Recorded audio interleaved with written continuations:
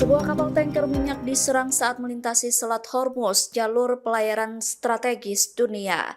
Dilansir dari The Times of India pada Minggu 1 Maret, kapal berbendera Palau itu bernama Skylight. Kapal tanker minyak Skylight menjadi target serangan hingga mengakibatkan bagian belakang kapal terbakar. Lalapan api membuat kepulan asap hitam membumbung tinggi di bagian belakang kapal. Serangan tersebut melukai 4 awak kapal yang diketahui merupakan warga negara India dan Iran. Belum diketahui siapa pihak yang bertanggung jawab atas serangan tersebut. Namun insiden itu terjadi di saat Amerika Serikat dan Israel menggempur Iran menggunakan rudal canggihnya. Kapal tanker Skylight dihantam serangan sekitar 5 mil laut di utara pelabuhan Kasab.